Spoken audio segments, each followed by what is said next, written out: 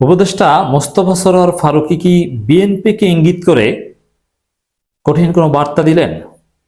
মোস্তফা সরোয়ার ফারুকীর একটা বক্তব্য অত্যন্ত তাৎপর্যপূর্ণ। বক্তব্যে বা বিশ্লেষণে যাওয়ার আগে প্রথমে আমরা বলে নিতে চাই, এটা একটা মজার আলাপ। মোস্তফা সরোয়ার ফারুকী আদর্শগতভাবে জামাত শিবিরকে পছন্দ করার কথা না, এবং পছন্দ করেনও না। তিনি সিনেমা জগতের লোক, সেই জগৎ নিয়ে থাকবেন। আর জামাত শিবির ইসলাম কায়েম করতে চায়, অতএব দুইটা তো মেলে না। কিন্তু দিন শেষে কিছু মজার সমীকরণ আছে।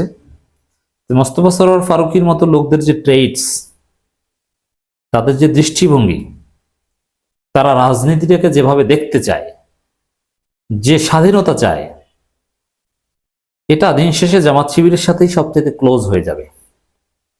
জামাত শিবিরের প্রশংসা করতে বাধ্য হবেন, জামাত শিবিরের ক্ষেত্রে নরম হতে বাধ্য হবেন, আর বিএনপি আওয়ামী লীগের মতো দলের বিরুদ্ধে কঠোর হতে বাধ্য হবেন।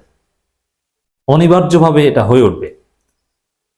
আওয়ামী লীগের আমলে সিনেমা অ্যাক্টিভিস্টরা সবাই দেখেছে, চলচ্চিত্র নির্মাতারা দেখেছে কিভাবে সেন্সরশিপ দিয়ে তাদেরকে হয়রানি করা হয়, বা সরকারের কথার বাইরে করতে পারে না, কিছু কোনো ক্রিয়েটিভিটি শো করতে পারে না। ক্রিয়েটিভ কিছু করতে গেলে আটকে দেওয়া হয়, তার ব্যাংক হিসাব নিয়ে টানাটানি শুরু হয়। যারা দালালি করে টিকেছিল তাদের কথা ভিন্ন, কিন্তু যারা স্বাধীনভাবে কাজ করতে চায়, যারা ক্রিয়েটিভ, সহজ কথা, আর ক্রিয়েটিভ বললেই ফারুকীর নাম চলে আসবে।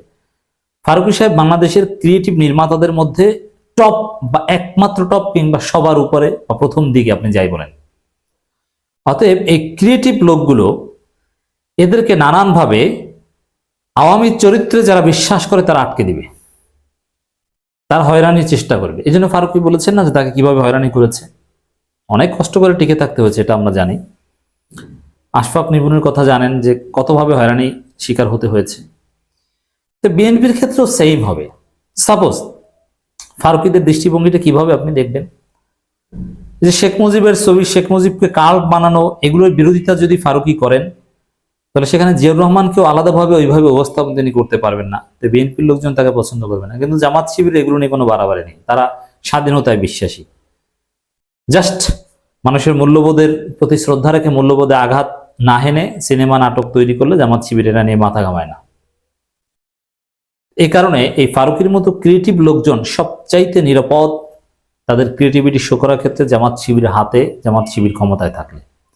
এটা ফারুকীরা জানবেন কিছুদিন পর। যাই হোক, এটা বোঝানো আমার আলোচনা মূল টার্গেট নয়। মোস্তফা সরোয়ার ফারুকীর একটা বক্তব্য বিশ্লেষণ আমার মূল টার্গেট। চট্টগ্রামে যে আইনজীবীকে হত্যা করা হয়েছে জামাত নেতা, এই প্রেক্ষিতে মোস্তফা সরোয়ার ফারুকী বলছেন শেখ হাসিনার কথা মনে করিয়ে দিলেন। এখন শেখ হাসিনার কথা মনে করিয়ে দিলেন কাদেরকে? যারা আইনজীবীকে হত্যা করেছে তাদেরকে। তাহলে শেখ হাসিনার কথা মনে করিয়ে দিয়ে কঠিন বার্তা দিলেন মোস্তফা সরোয়ার ফারুকী হিন্দু জঙ্গিদের। ক্লিয়ার? তবে এই কথাটা আমি মনে করি আরো নানান ক্ষেত্রে, শুধু চট্টগ্রামে আইনজীবী হত্যা না, এটাকে আরো সম্প্রসারিত করেছেন মোস্তফা সরোয়ার ফারুকী। যারা অন্যায় করছে, অস্থিতিশীলতা তৈরি করছে, আইন শৃঙ্খলা পরিস্থিতি অবনতি ঘটাচ্ছে, ফেসিবাদী আচরণ করছে অন্য ফরম্যাটে, তাদেরকেও মিন করেছেন। তাদেরকেও শেখ হাসিনার কথা মনে করিয়ে দিলেন। এখন সুনির্দিষ্টভাবে আইনজীবী হত্যার সাথে বিএনপি জড়িত নয়, কিন্তু বিএনপির দায় আছে, এটা আমরা বলেছি। কারণ ইসকনকে বিএনপি প্রশ্রয় দেয়, আর বিএনপির প্রশ্রয় ইসকন সাহস পেয়েছে। এখন চাঁদাবাজি বা অন্যান্য স্বৈরাচারী বা অন্যায় আচরণ তো বিএনপি করছে। তাহলে এটাও বলা যায় যে বিএনপিকেও মূলত, বা বিএনপিকে রাজনৈতিকভাবে না হলেও বিএনপি সন্ত্রাসীদেরকেও, যারা বাড়াবাড়ি করে, তাদেরকেও শেখ হাসিনার কথা মনে করিয়ে দেওয়া হয়েছে। এটা আমরা বিশ্লেষণে অ্যাটলিস্ট বলতে পারি, সরাসরি ফারুকী কথা বলেননি। চট্টগ্রামে আইনজীবী সাইফুল ইসলাম আলিফ হত্যার ঘটনায় ভারতে অবস্থান করা সাবেক প্রধানমন্ত্রী শেখ হাসিনার কথা মনে করিয়ে দিয়েছেন সংস্কৃতি বিষয়ক উপদেষ্টা মোস্তফা সরোয়ার ফারুকী। ফারুকী বলেছেন, দেশের ভেতরে এবং বাইরে বসে যারা বিন বাজাচ্ছেন বাংলাদেশকে অস্থিতিশীল করার জন্য, তাদের কেবল হাসিনা পালানোর দৃশ্যটা মনে করতে বলল। দেখেন, এই যে দেশের ভিতরে বাইরে বিন বাজানো, এইভাবে কথা কিন্তু এই ইস্যুতে বিএনপি বলতে পারে না। মানে দেশের বাহিরে এসে ষড়যন্ত্র হচ্ছে, বিন বাজাচ্ছে, এই কথাটা জামাত শিবির বলছে। এই জন্য দেখবেন যে আপনি যদি ভারতের আধিপত্যবাদ বা হিন্দু সন্ত্রাসীদের বিরুদ্ধে কথা বলেন, আপনার জামাত শিবিরের সাথে মিলে যাবে। বিএনপি এ বিষয়ে বিজেপির আদর্শ গ্রহণ করে বসে আছে। জামাত শিবিরের ক্ষেত্রে নরম সুর আসবে, এই দেশপ্রেমিক যারা, তাদের আসতে বাধ্য হবে, পরিস্থিতি নিয়ে আসবে, কোইন্সিডেন্টলি হলেও হয়ে যাবে। ফারুকী লিখেছেন, একই সাথে সবার প্রতি আহ্বান, আমরা যেন একটু সংযমের পরিচয় দিই। দেখেন, এই সংযমের পরিচয় দিয়েছে কারা? জামাত শিবির যে সংযমের পরিচয় দিয়েছে, সারা পৃথিবী প্রশংসা করছে যে এত সংযম কেউ তো দেখাতে পারে না। তাদের একজন গুরুত্বপূর্ণ লোককে হত্যা করেছে, যারা হত্যা করেছে তারা সংখ্যালঘু, আর যাদেরকে হত্যা করেছে তারা সমাজে এখন প্রচন্ড পাওয়ারফুল, অথচ তারা একটা নখের টোকাও দিল না প্রতিপক্ষকে। এই ধৈর্য সব জায়গায় প্রশংসিত হচ্ছে। এই সংযমের কথা ফারুকী বলেছেন। তো ফারুকী মনে মনে ঠিকই জামাত শিবিরের প্রতি অনেক প্লিজড, সরাসরি অনেক ক্ষেত্রে বলতে পারেন না, কিন্তু একটা কথা বলেছেন একবার, যে ইসলামী সংস্কৃতি নিয়ে কাজ করলে জামাত শিবির ট্যাগ দেওয়া হতো।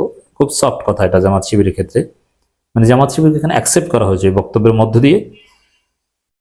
চট্টগ্রামে আইনজীবী হত্যার ঘটনায় অপরাধীদের ধরার জন্য আমাদের আইনশৃঙ্খলা রক্ষাকারী বাহিনী যথেষ্ট, আসুন আমরা জাস্ট সজাগ থাকি, এক থাকি, এ কথাই জামাত শিবির বলছে। মঙ্গলবার বিকালে চট্টগ্রাম আইনশৃঙ্খলা রক্ষাকারী বাহিনী ও আইনজীবীদের সঙ্গে সম্মিলিত সনাতন জাগরণ জোটের মুখপাত্র চিন্ময় কৃষ্ণ দাস ব্রহ্মচারী অনুসারী সংঘর্ষের ঘটনা ঘটে। সংঘর্ষের ঘটনা ঘটে এরকম না, ওরা হামলা করেছে, একপাক্ষিক হামলা। মুসলমান বা অন্য পক্ষের লোকজন কেউ হামলা করতে যায় না। যাই হোক, আরো নানান কথা বলছেন, আমি শুধু এই বক্তব্যটা এখানে কনসিডার করছি না।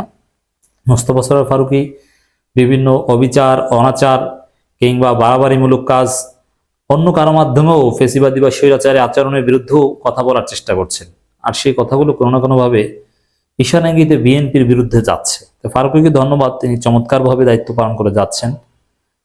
আর এভাবেই ন্যায়ের পক্ষে পক্ষে থাকতে হবে, আর ন্যায়ের পক্ষে থাকলে জামাত শিবিরের সাথে আপনার মিলে যাবে।